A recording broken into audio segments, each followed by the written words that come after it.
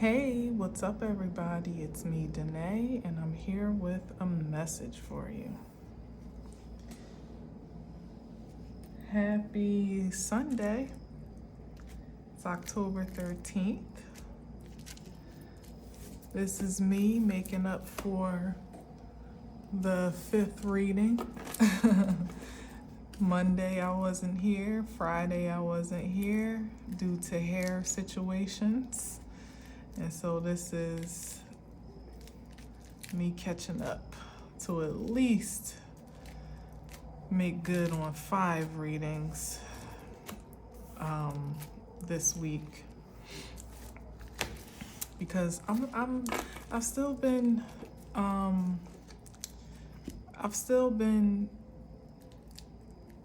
holding back from coming back for for the 6th day, which would generally be like Saturday, where I used to be here Monday through Saturday and take Sunday off. First of all, I kind of like having Saturday to myself, but I also, as I said, am gearing up to, share some different type of content.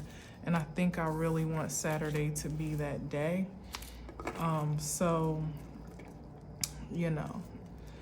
trying to just diversify my expressions a bit, and I will not be burning myself out. I know some readers go all day long, have multiple readings a day, however they feel fancy, but there are a lot of things that I'm working on and that I need to leave space and opportunity to continue to grow and flourish without feeling like I'm kind of leaving a void in what's expected of me or anticipated, which is why I've been keeping it pretty moderate in terms of my offerings, so that when it comes time to add on, you don't feel slighted or like you're missing much, because I can't really, be as present in the capacity that I was before. So if I'm doing multiple readings a day, all,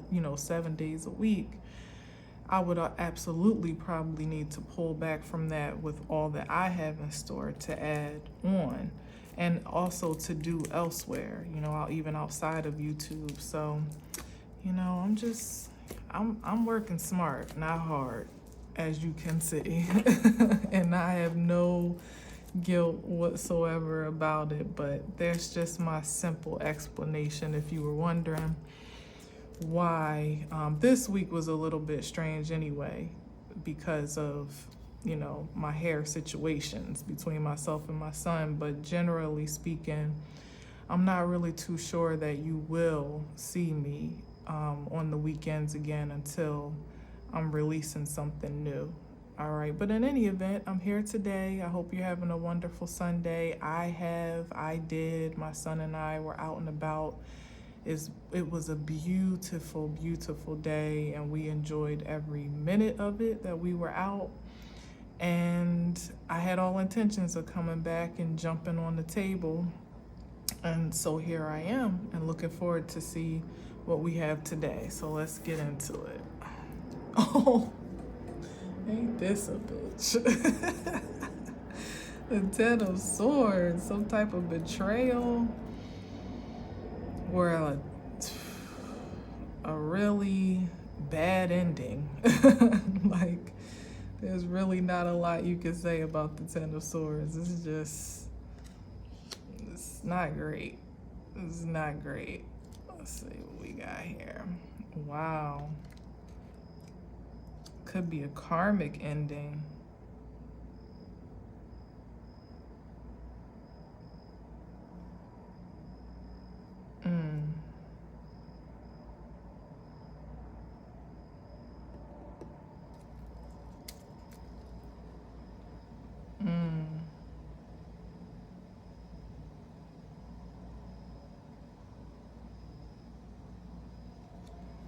I'm gonna go all the way back. Let's go backwards. Back into time. Okay.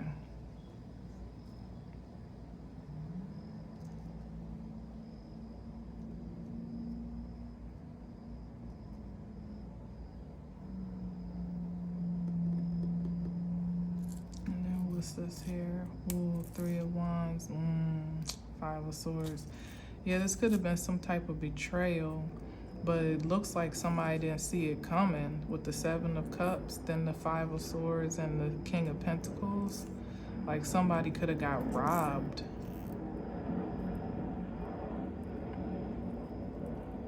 Or scammed, robbed, scammed, attacked, I feel something strong on the scam aspect, because the 5 of Swords can be somebody, this could be lies and manipulation. I mean, it could be physical too. Whatever it was though, the outcome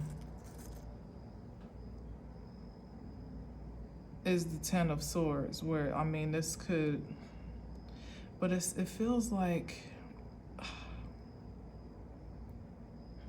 hold on. Because we got this here, that somebody was in a very prosperous position at one point in time, but they could have been either in association, collaboration, or corroboration with some nefarious characters with the 5 of Swords. Then we got the 9 of Swords, which is 4, added 4, and 4 is yet another, like, so somebody could have been asleep, you know, like I said, they could have been blind to their surroundings, or just not alert to the danger that they were surrounded by, or the threat that they were that was surrounding them. The 9 of Swords is definitely some anxiety about the future. So somebody was too consumed about losing their satisfaction, and in this case I feel like it's connected to their stability with the King of Pentacles. It's like somebody was too consumed by material satisfaction to realize that they were either behind enemy lines or they were in a dangerous territory. And then the Wheel of Fortune is here, which ultimately is like a fated event, or, you know, something that ultimately can't really be avoided.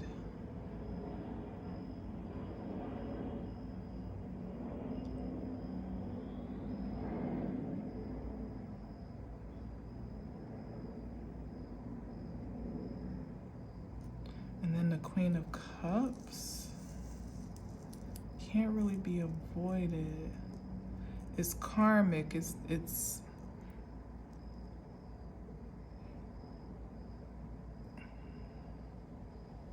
but this Queen of Cups is what's kind of throwing me off. Where is that feminine energy in all of this? Maybe karma came in the form of a, you know, they say karma is a bitch, right? Maybe it was something to that, but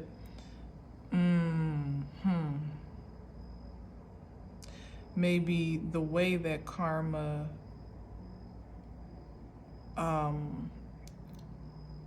manifested was through a very unassuming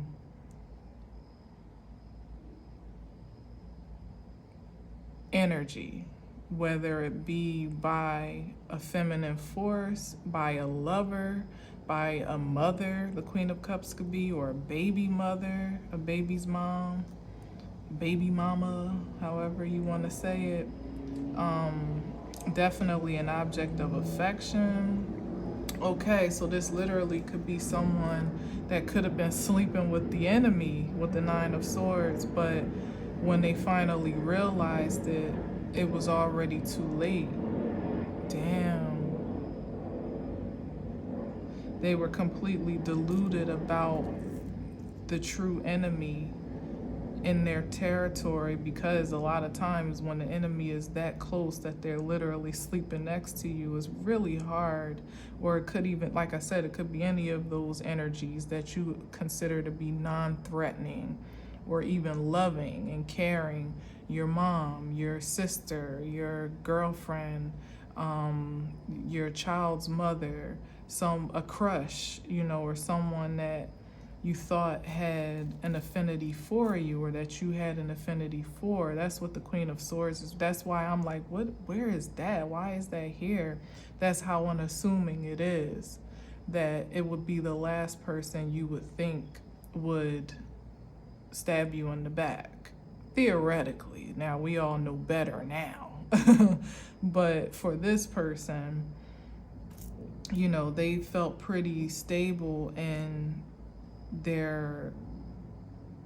it's like who they may have had their eyes on or been alerted to as the so-called enemy could have been so, but it's like there was a blind spot is what I'm seeing, and that where they thought they were most safe and secure is where they actually were most vulnerable. That's what I'm getting here. But whatever it is, it's still karmic with the Wheel of Fortune in the center of this, because somebody put themselves in harm's way in some way, shape, or form to be vulnerable enough, to still be under attack, or to be to have this betrayal or this sabotage happen. And I don't know, it may or may not have been something that could have been avoided, but with the Wheel of Fortune in the center of it all, I feel like generally, like you can definitely make an impression on fate.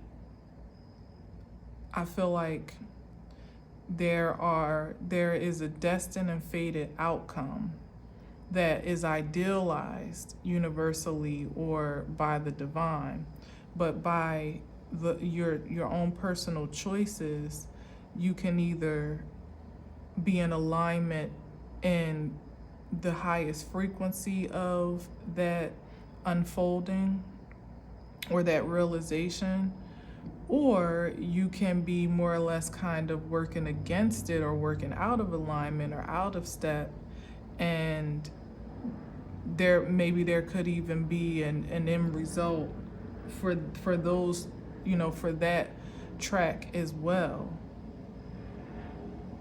I don't know, like something, I'm trying to say something and I don't know how to really say it, because I feel like, maybe it is really just like that some people are just here to play out a certain fate of events that, may not end favorably, you know what I mean? But I just, in my heart of hearts, I feel like the universe is always throwing you the oop, like the alley-oop. Like you can always have an opportunity to change a course of events, to maybe even surprise, the divine. Is like, well, based on your character, who you are, or even what you've done in previous lives, is kind of already expected what the outcome will be or how things will play out. Like if this person takes X, Y, and Z choices, then this is going to be their result of this season. Doesn't have to be eternally, but at least of a season, let's say. However, if this person, actually, for instance, is hip to the enemies in his camp, and maybe not so materialistic this time around, and is alert enough to realize that they're in danger by their associations, or they're endangered by their relationship, then maybe that would mean maybe taking a different turn, or having a different, or shifting in your dependency on material satisfaction so much that if it means that you may have to lose some money or lose some opportunities to put yourself in a safer space or environment energetically and spiritually, then so be it. But in this case, somebody might be so focused on maintaining their comfort in a material sense, and that ultimately would be the pitfall. And that could be something somebody does every time they reincarnate, if it is such a thing, or something that somebody does every new season, even within this breath of life, that trend and that cycle follows them, that there's so much fixation on money and acquiring things and wealth and accolades and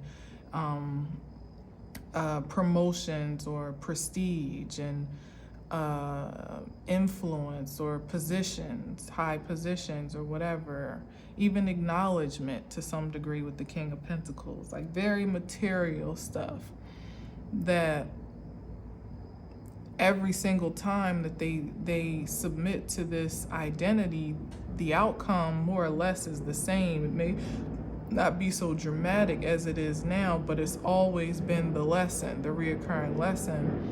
So it comes to the point where it's like almost expected that's where the fated event comes in, because as long as someone continues to make the same choices, it's almost guaranteed that they'll have the same outcome. But in the case that they actually shifted, then it would be a surprise and a shift in direction and trajectory universally. So I think that's what I'm trying to get to in terms of, and there was something on my mind too. I don't know if I feel it's time to say it now, but if someone were to shift from the cycle that they're used to, it could change everything.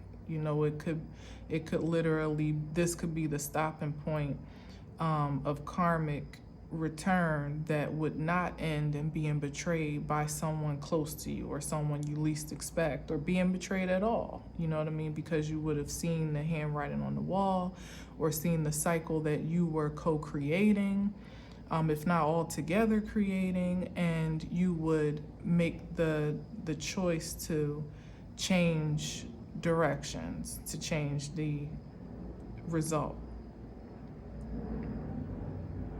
Let's see what else we got. I'll see, oh, look at this. And here's the King of Swords, Mr. Decisive himself. Exactly, that's what would have been needed for someone to really, see the playing field clearly and make a proactive choice that would make a difference this time around, whatever this time around means, whether it's season, lifetime, I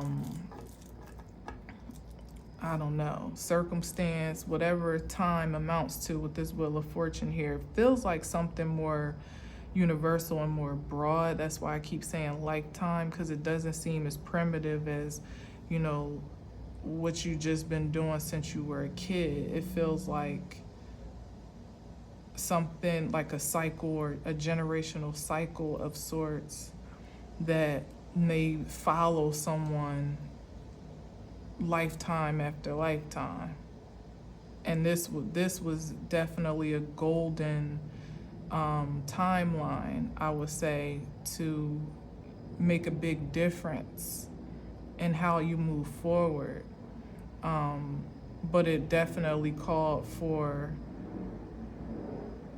a major transformation in perspective, to see your choices differently, to see yourself differently, and to ultimately like almost visualize.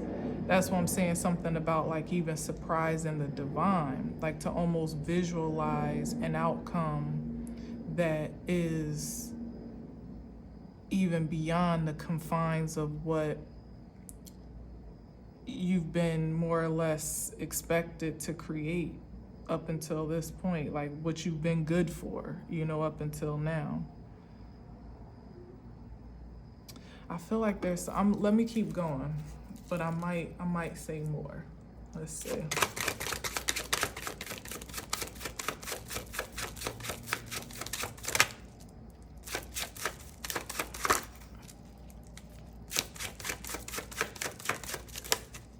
Okay.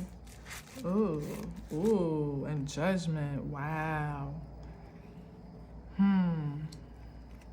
So I guess we're doing it like this right now. So someone is looking forward to something, but is it judgment?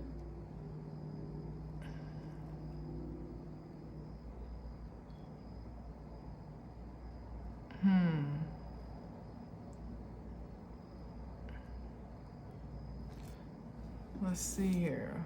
What's on the bottom of this card? Let me check this out real quick.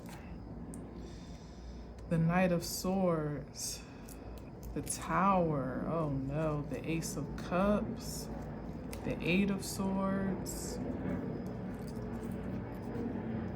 the Lovers, breakup here. So somebody chose, yeah, definitely about some type of lover situation going sour that they may have thought was a destined partnership of some sort, or at least they were willing to maybe force it with the eight of swords here. But yeah, like they were willing to kind of force the issue, or like force the puzzles of the pieces with someone that maybe they never really belonged with, because it was prosperous or beneficial in some type of way to do so. But it ultimately, I feel like that's confirmation with that Tower card and the Lovers, that is what I'm seeing here, that either somebody cheated and caused betrayal, or somebody left somebody, abandoned someone, maybe even in their time of need or at a very sensitive time. And, there was a lack of loyalty here in that way. Or someone was like the ops or the enemy, sleeping with the enemy, and they never really saw it coming. Or even in the ways that they may have suspected it, somehow, some way, they continue to like delude themselves. That Seven of Cups, that either they had the situation under control and they could see all angles, even if they thought their partner might be a little bit shady. It's like, oh, okay, well, I got this. I know how you move in. I know, you know what I mean? And I don't know, I feel like somebody just got completely blindsided and laid to rest, but this ain't a restful lay down, like the Four of Swords. Laid out, like laid out, hung out to dry, as a matter of fact. But here they're looking forward to something. The Three of Swords. Or this could even have been this insistence to always be looking forward to something to change. That's what I'm getting with the Judgment card. It's like they kept overriding their better judgment to hold out for something to change or something to get better, or for them to actually either gain this benefit or return that they were idolizing from this partnership before they could bail out. So maybe they had anticipations on bailing out too, but until it's like they couldn't quite accept. And there it is again, like they couldn't quite accept the invitation to do something different and get out of there before it became too dangerous, because they were holding out for something to return first instead of cutting their losses in this case. And usually I don't say that, but for somebody to literally cut their losses and bail out, it's like somebody still committed to, you know, this anxiety, this holding out, even maybe even deluding themselves in certain ways to be satisfied with dissatisfaction for as long as they could, because they were holding out for some big payday or some big, you know, prize, or again, some turnaround of events, but it never came. It looks like it just got worse. And now there's this sense of entitlement and almost aggression. I feel like almost this vengefulness that someone has for how they've been betrayed. But when it all comes down to it, they really don't have anybody to be angry with but themselves. And it's like somebody even wanting to go back and do something over, perhaps make a different choice, make a different decision. But when the Wheel of Fortune is showing up, that means something's already closed, and everything that's done is done at this point. It's time to move forward. So you kind of got to literally pick yourself up, dust yourself off, and look forward to however the divine is progressing you along. And in this case, counting your wins if you are so lucky, Wheel of Fortune, to move forward. Because this is a tough ending here, Ten of Swords. That's meaning that somebody meant to cause the ultimate demise to someone. So if they actually get up, it's literally like a second chance here with the Judgment. But it's somebody that almost feels entitled to a second chance, so much that they're actually looking for it. And they may just get it.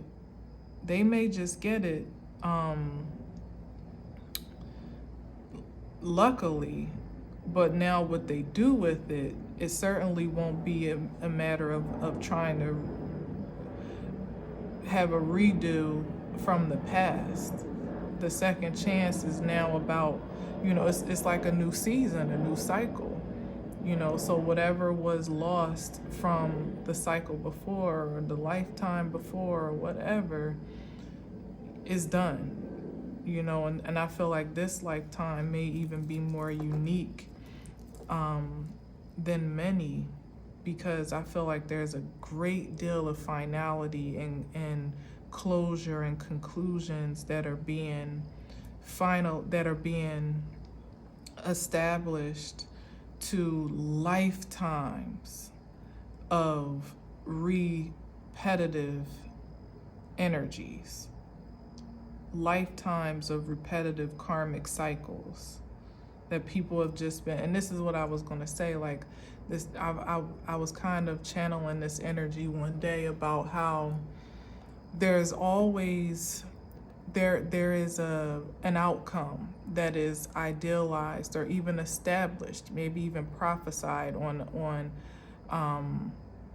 creation. Let's say creation in general, but of course expressed through us individually. What can't be accounted for in each lifetime and each season that we live within a lifetime is what choices that we'll make within that alignment of the divine to carry out that ideal destiny and fate to the fullest extent that it's been idealized or prophesied.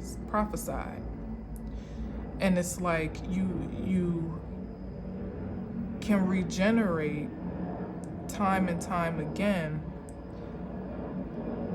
with the hope, you know, in the best case scenario, that each lesson and each season will afford a lesson that helps you to readjust your perspective and to realign yourself to be more and more in the frequency of fate every single time you get up, you know, or have a new growth spurt or a new season of growth. But that's still within your own power of choice to do so. So there are those that are, relentlessly, of course, at all of us after some lessons learned or even continuous lessons learned, but regardless of, what learning curve you're on per se, there are some that are very relentless about finding their way or even sustaining an alignment to be more in the flow with universal order, with the most aggressive intentions. And there are some that look to curve, to cut corners as much as they possibly can to have the rewards and the spoils of destiny and fate without having to be submissive to the process, or the experience, that experience of grooming and growing that we go through to be most ideally cultivated to receive that realization, to be that realization. And then there's everything in between that. That's, as I said, everybody's on a different learning curve. But I feel like there are some things that those that have been, relentless and reckless alike, but in two different frequencies, are bringing to a finalization in this season or in this lifetime that has been up for consideration continuously.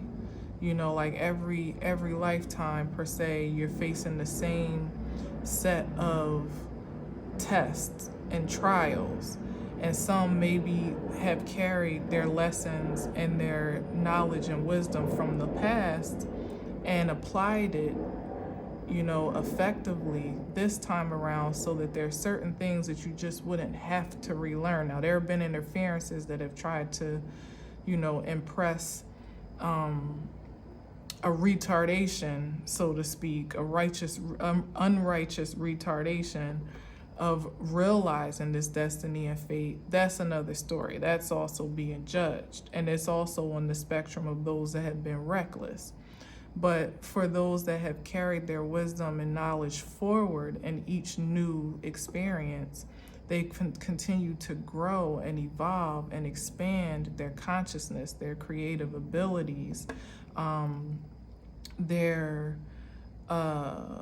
divine muscles, so to speak. Their divine identity has become more and more crystallized, which with each time that there's been an awakening to be more intentional than the last. And the same is true for those that have kind of been regressive continuously. But I feel like for those, there's a certain level of, like I was saying earlier, almost like a surprise in some cases, where there have been some that have been performing exceptionally well on account of all the great resistance against it, and interference and obstructions and intentions for destruction. That Five of Swords, and even, like I said, this Ten of Swords, where many were supposed to have been down for the count in this lifetime, on account of all the trials and tribulations that were faced, known and unknown, but still have, at each opportunity of grace, risen to transcend the trauma from the past or from their last unfavorable experience. And I feel like those are the ones that kind of, particularly have been holding space for the collective to fill in that curve, or fill in the gap, file in, so to speak, to evolve as well and to advance and ascend on their own timing as well.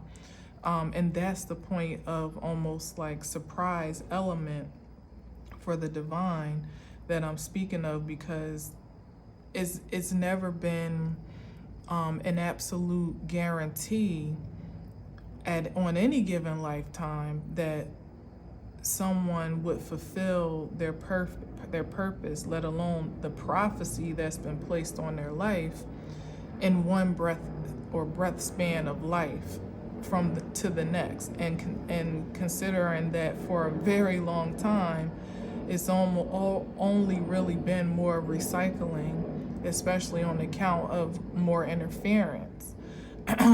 But yet this time around, it's like the most advanced it's ever been, collectively and individually, for creation to evolve in ways that the universe can now really co-create with at a higher frequency. It's like a readiness,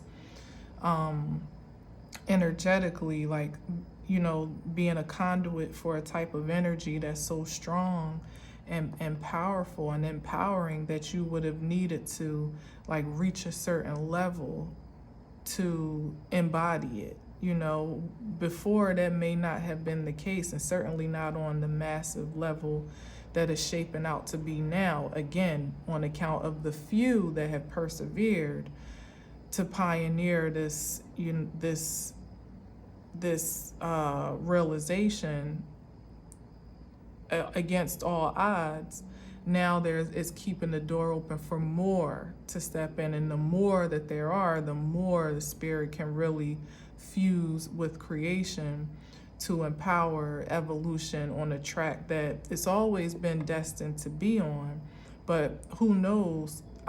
This is what I was thinking, that it's been kind of like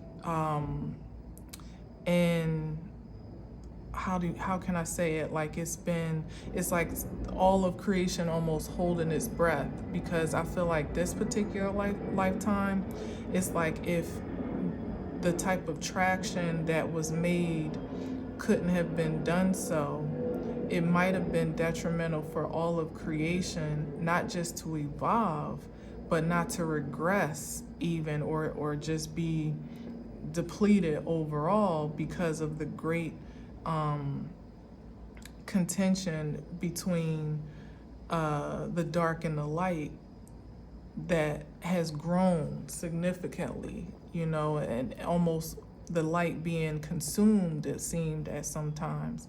But I feel like, so it was like a breath-holding moment, like, will it be done this time? There was never a guarantee.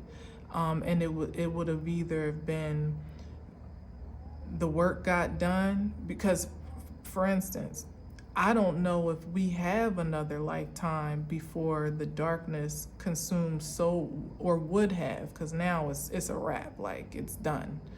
But the darkness would have had such an opportunity to consume those that were still living in a state of unawareness, unalertness, as I said in the beginning, not knowing themselves, let alone the adversity they were facing, but more about self-awareness than anything else. The adversity is what ultimately awakened the personal awareness, the self-awareness.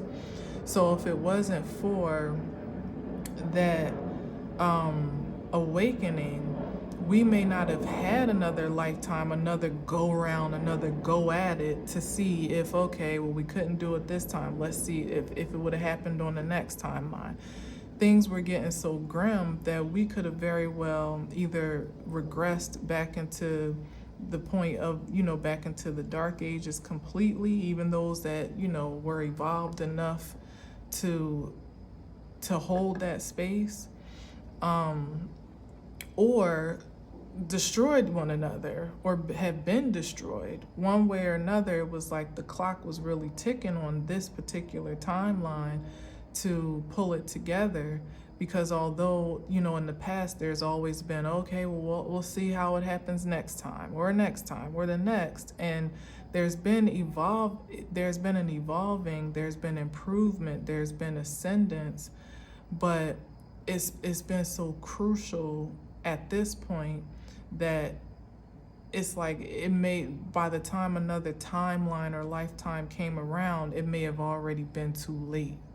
The darkness could have already completely swallowed the light of creation whole, to the point where it either would have just been a complete reset, you know, because I don't think divine is really having that. It just would have, everything would have been smited and swallowed up, I suppose.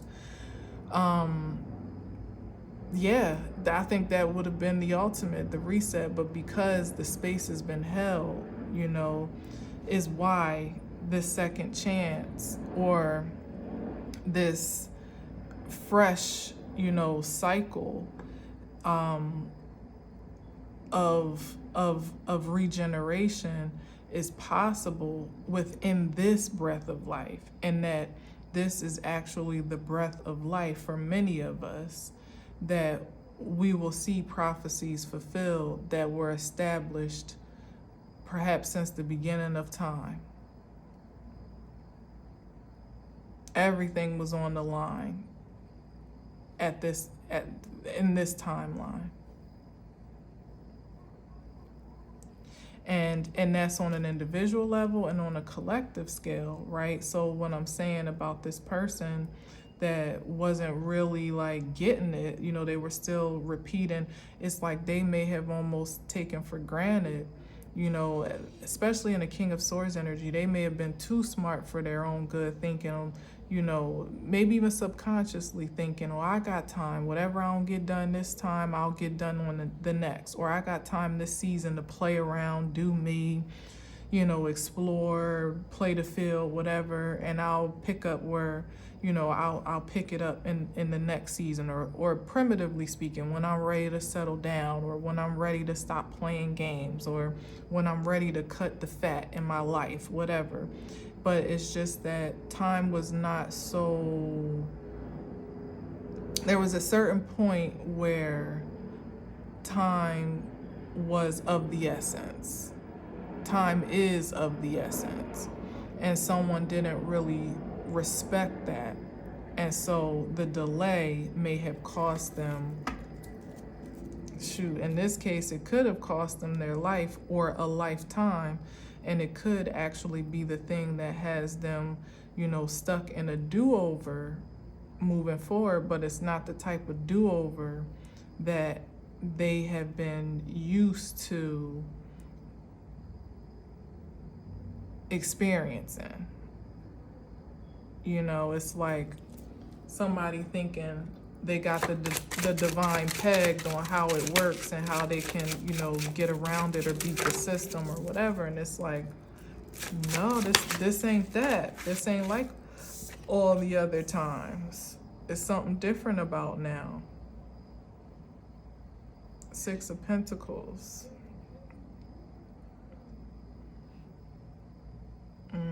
Let's see. Wow, the Star card. Yeah, this could even have been someone, I don't know, like,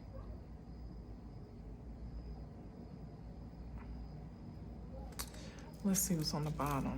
Yeah, with the 10 of, yeah, it looks upbeat, but I knew it felt like something heavy to me, like this 6 of Pentacles. Maybe someone, this was the charge that someone had to be more benevolent. We had the King of Pentacles.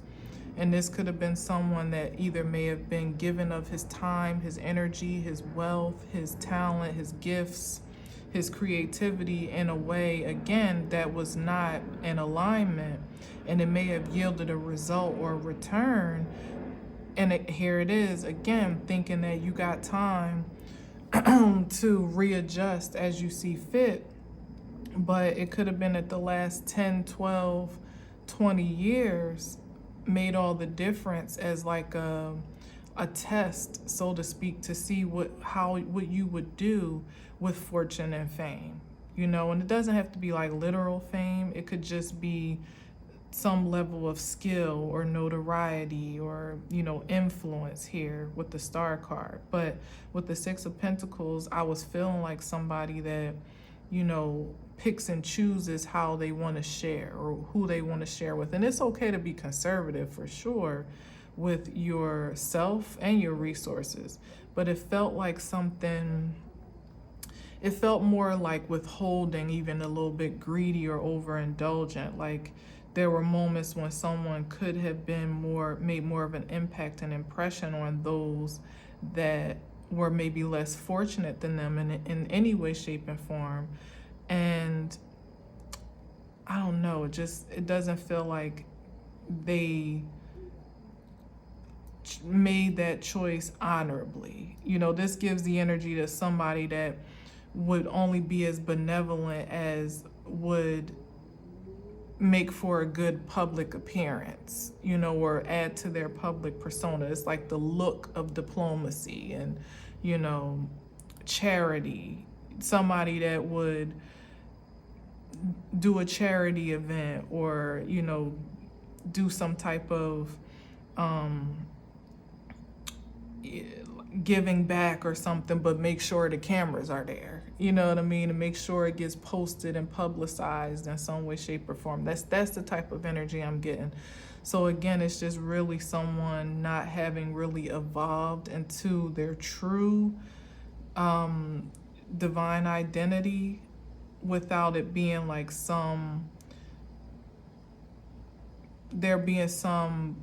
they may have used some of their divine qualities to their benefit or for opportunistic purposes, but it wasn't really about evolving into that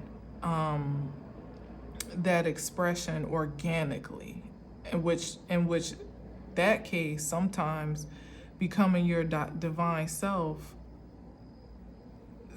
often means taking a loss on worldly gains, at least at first, or forfeiting immediate gratification or wealth and recognition by,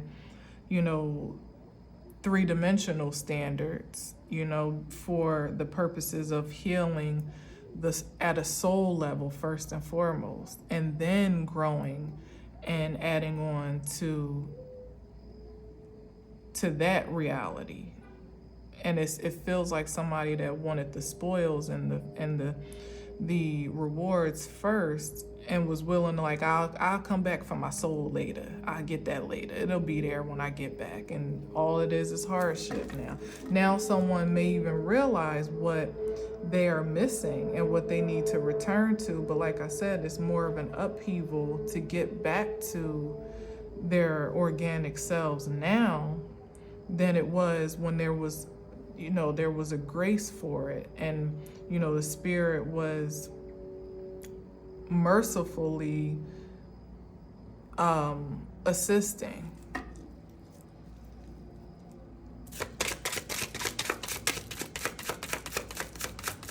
right, let's do a couple more because I'm definitely, my incense is gone. I think that was the 10 of Pentacles. Yeah, it was.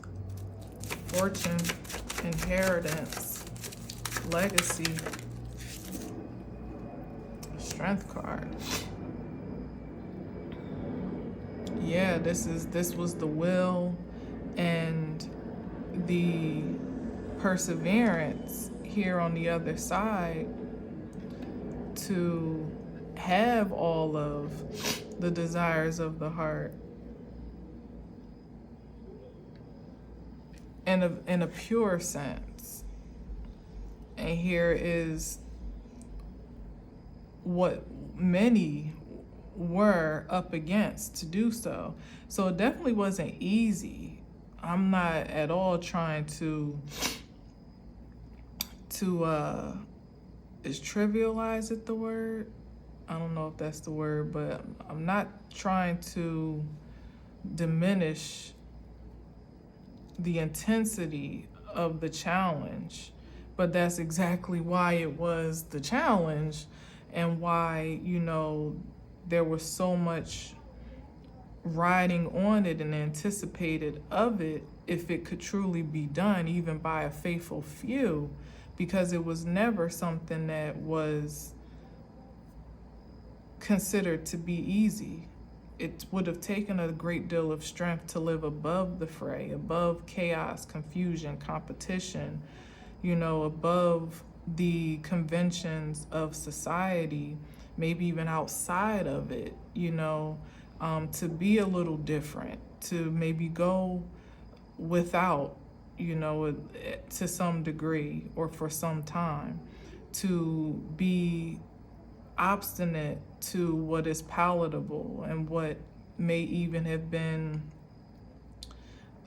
expected. Again, back to that, like what would have been natural or expected of you, literally to really defer to your carnal nature exclusively, is the energy here with the Five of Wands, because that's what most people are doing, you know, catering to their fears and their insecurities and their pride and their ego and their obsessions with possessions and scarcity and survival and all of that stuff,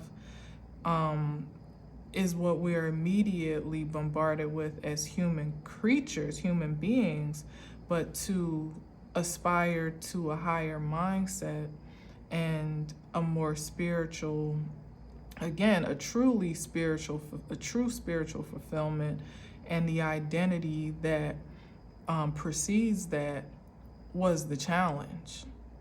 It certainly was the challenge. It still is the challenge, not just to achieve it, but to maintain that posture. So let's see what's on the bottom. Yeah, but that's where the victory was, the success, the sustainable success. This is like unstoppable, undefeated.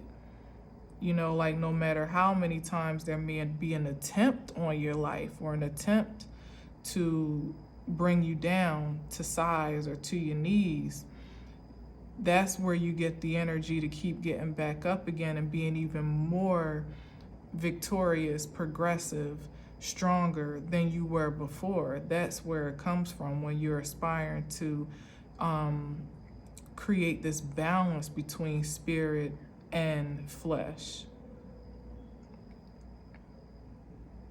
And it's so easy to be consumed by your lower nature. It just is. It just is. And like I was saying before, like this time around, why would it couldn't have been guaranteed that it would be any different, because it's always kind of been the same, you know, if not literally for those that have transported the past to the present, what they learned from the past to the present, and not allowing themselves to go back into a spin cycle of disfavor. It would have been natural, the natural order for the expectation on a human being to just do what they do best. You know, be flesh. We got all the help and the support in the world to be flesh. It ain't never hard to do that. But to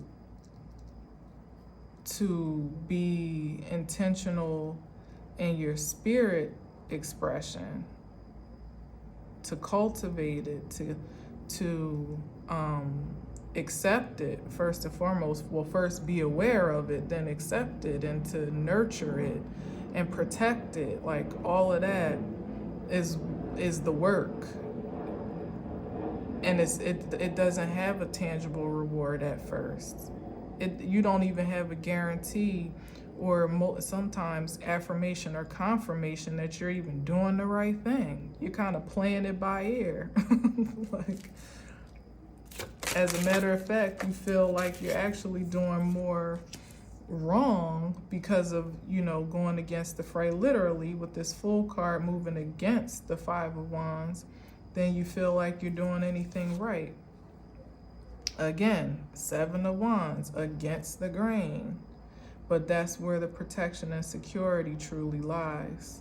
And that's where, you know, this is what has ultimately, again, secured that new beginning, not just for the individual, but for the collective to partake in. If not for the faithful few, it would be for none at all. For real, because Spirit was never coming down here and doing anything for us without our consent and the covenant of co-creativity. It was never going to happen that way.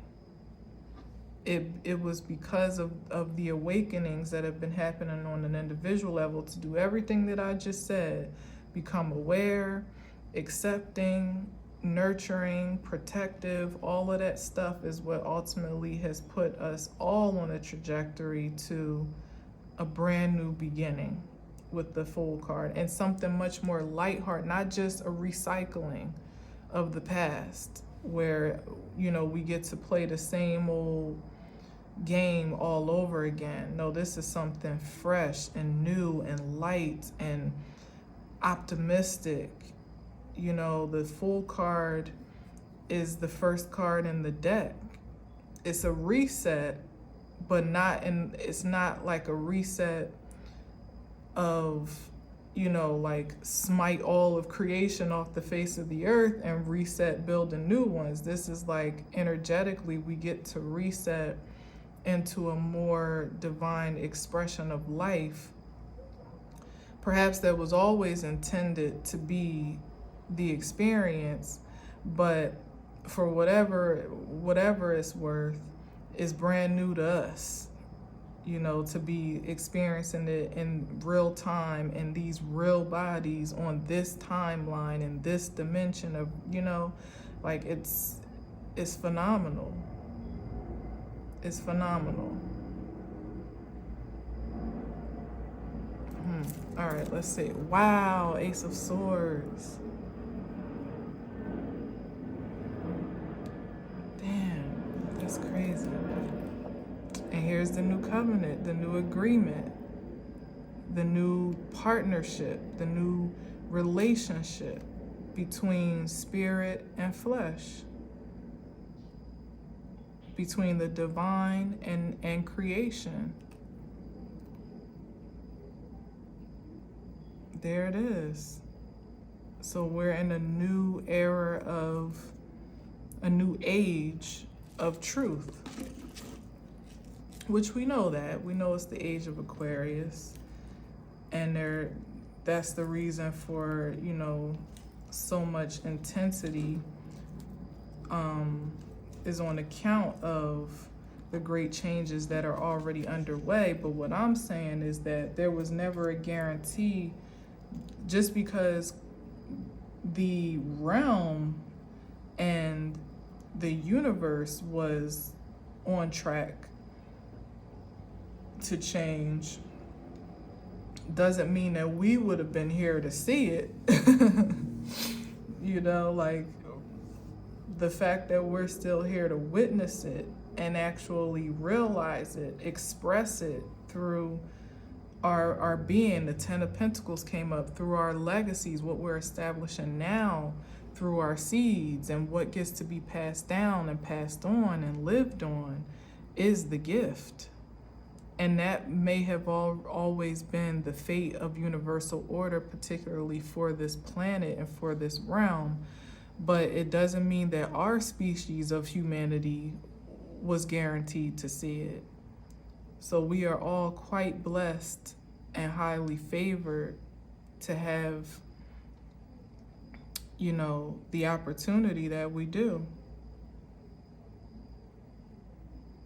to have the privilege that we do. So cheers to that and everything. And for that, you have to be grateful for everything that secured that for you. Because if the trauma and the turmoil and the trials and tribulations were the training ground for evolution and for growth and to evolve to this point of privilege, then hell, it's all worth it. It's even all worth it for those that may be looking at, you know, a new experience, a do-over in some way. As long as there's breath in the body and there's potential to get to your ultimate fate and destiny. And hell, if you still got breath in your body after this season, like if you're still here, then there's definitely still something, you know, there's still some purpose attached to your life that you still have the grace to realize, if you have the perseverance to pursue it, and more so to submit to it is the key word, more than even the pursuit. So if that's not a glimmer of hope to put in your back pocket on your fool's mission, I don't know what is. you know, because it'll only be a matter of perspective to realize the most desirable outcome on this new destined and fated path that we're all on, individually and collectively. Nothing is the same anymore, and nothing will ever be the same again. Thank God. All right, so anyway, thank you for listening and watching. I'll see you, I'll talk to you tomorrow on Monday. Hope you enjoy the rest of your evening. And until next time, as always, I leave you with peace.